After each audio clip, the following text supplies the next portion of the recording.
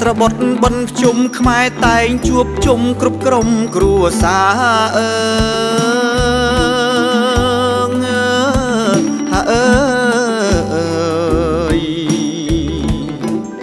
ប្រជាប្រុសស្រីគ្រប់អាត្មាទៅវត្តទៅវាយ៉ាងសប្បាយហើយអើយទៅវត្តទៅវាយ៉ាងសប្បាយ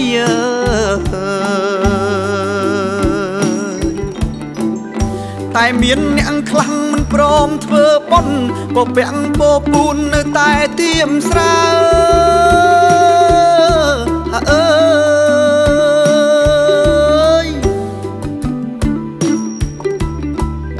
មិនដែលខ្វាយខ្វល់ពីរឿងធម៌អាគិតតែស្រីស្រាភ្លេចដូនតាឈឹង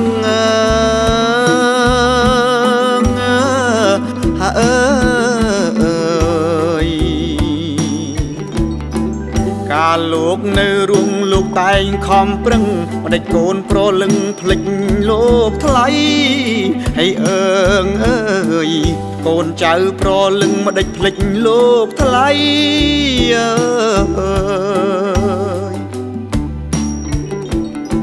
ខំដើម្បីកូនទាំងប្រុសស្រីហ៊ានធ្វើគ្រប់អ្វីទៅคล้ายជាប្រែត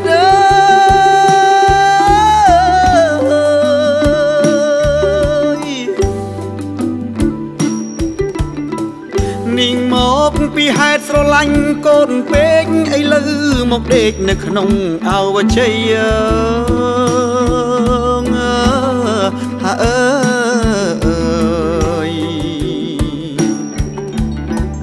កូនចៅគួរដឹងត្រូវប្រឹងលោកលៃប្រឹងកែប្រឹងឆ្នៃឲ្យលោកបានស្បា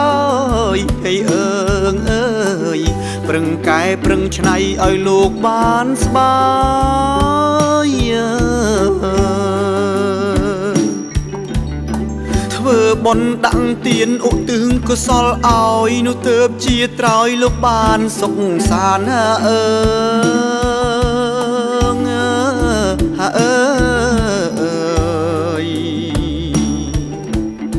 ធ្វើចង្ហាន់បិណ្ឌបាតប្រគេនព្រះសង្ឃនិងព្រះកនឡោមគឺពុកនិងម៉ែហើយអើយមិនត្រូវភ្លេចទេពុកម៉ែដូនតា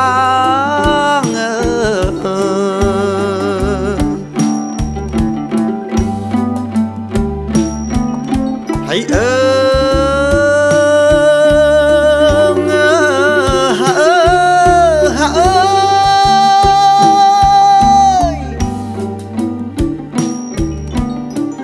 យាយតាមីងមៀជាទីរាប់អាន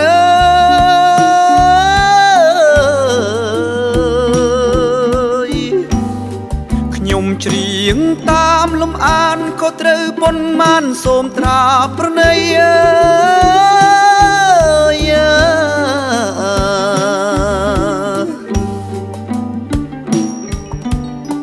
ខ្ញុំគឺជាអ្នកចម្រៀងសាំងម៉ៃមកច្រៀងចាប់បីរឿងអីមិនភ្លាត់ណា